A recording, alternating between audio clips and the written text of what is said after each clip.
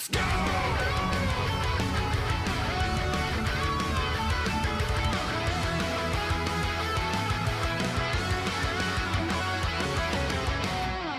Little QA session in this economy. It's new. Okay. Skirst, thank you. When you used to exclusively edit your stuff, how did you know what to cut and what to keep making it interesting? Experience. Yeah, experience, dude. Just, you need to get in there. And as by the time you make like 3 videos, you've learned a bit. By the time you make 300 videos, you've learned a lot. And by the time you make 3,000, you pretty much know what to do. You know what works. You just have to be confident in cutting and knowing that, like, hey, is this fun to watch?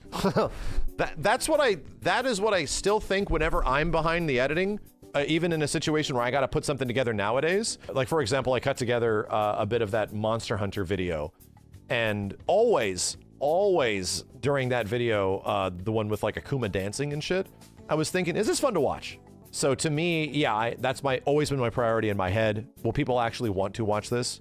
Is this something that any random passerby can find engagement with, you know? You have to consider the viewer. You always have to, in this regard, you always have to consider the viewer. It's like the biggest priority ever. Nico, oh God, I'm asking this for the content. What advice would you give to streamers and content creators who are struggling to grow an audience? First and foremost, YouTube right now is the best place for you to quote unquote grow an audience. It's the best place for it. How do I know this? I'll watch something on YouTube and I'll get a recommendation for a video. That recommendation for a video, guess how many views it has, chat? How many of you guys see this?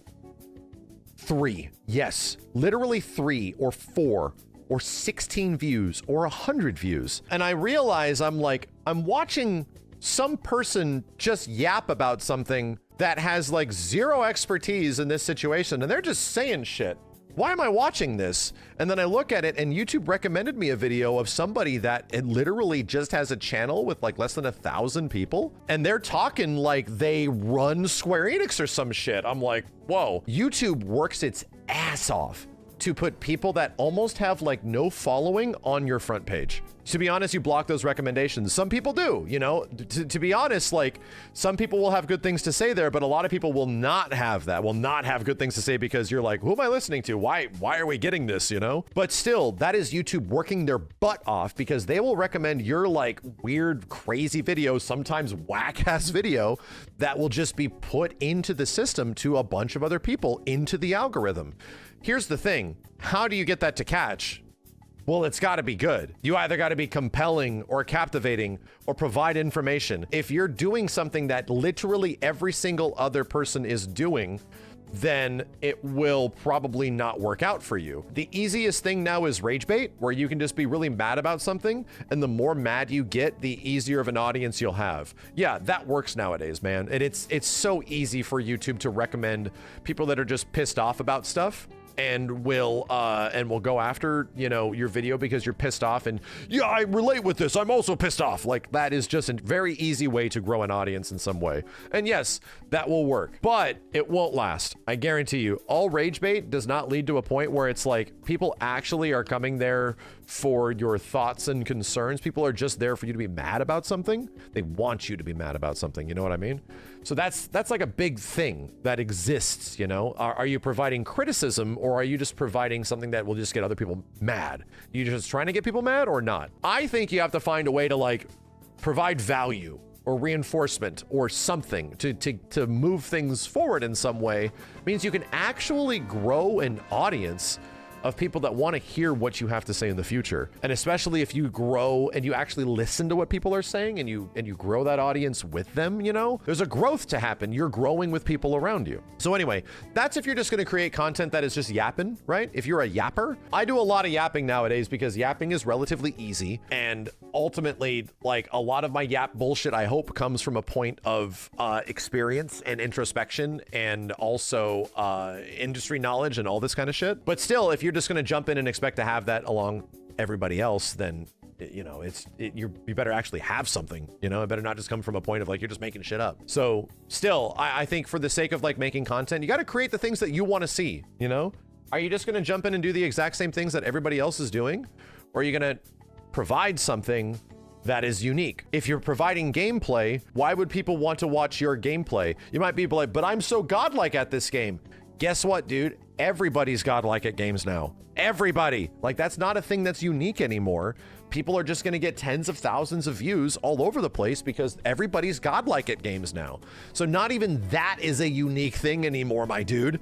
Being godlike at a game is not a thing that is just going to get inherent viewership unless it's like a legacy thing that you've been doing that for a very long time, you know?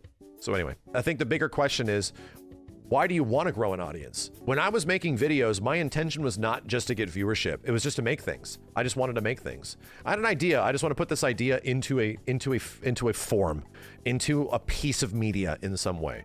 So I wanted to create something, right? If you're going at any of this content stuff with the direct intention of only building income and you're just jumping into it right now, income to grow an audience, to grow a fan base and stuff like that, most people that are creating art or something aren't just trying to create a fan base, dude. You like it when people are paying attention, but you just want to make the thing that's in your head. You want to turn a thought into a reality. To me, that should be the goal first and foremost. Your idea has to become a reality. What are you going to do to make that a reality? Is that reality the exact same thing that everybody is doing? How are people going to find you, man? How are people going to find you?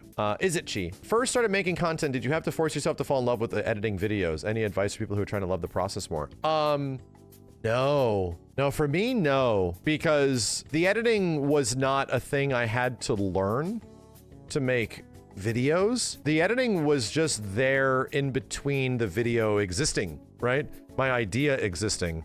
So to me, it wasn't about, oh, I have to learn editing to do this stuff. No, it was more like, I want to turn this idea into a thing instead of not being a thing. And I want to turn it into an actual thing. And I just learned everything in between.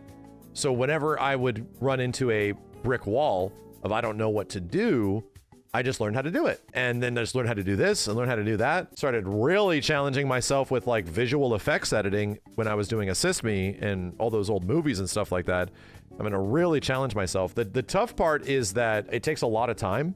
Editing takes a long time, man. Even basic editing takes a very long time. But I kind of I love storytelling. And I think that's what I realized. I love storytelling. Whether or not it's in a video or a compilation or a boss rage or an Assist Me or anything like that. I love any of that kind of stuff, man. I love when things like wrap up and tell a nice story and the credits roll. Having that feel that way makes me feel so good. So to me, the editing was just not a thing that was getting in the way of making that happen.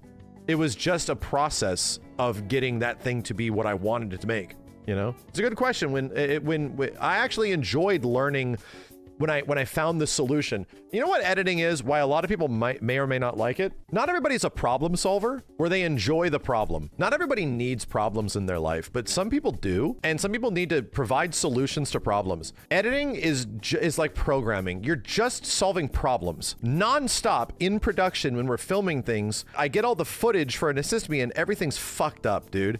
Everything is like, nothing flows, nothing works. Now I just have all this shit. It's like a puzzle. I just have to solve all of these problems. And that's all you're doing from the beginning of the video to the end. It's tedious. Some people can see it as being tedious and arduous, and it can be when it's really rough, but I enjoy when there was those problems. I like solving problems. I like when there's like a thing that needs to be figured out. Oh man, give me that shit.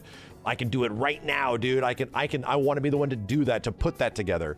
So that's what editing does. It pretty much gives you a shit ton of problems, and now you got to solve them all.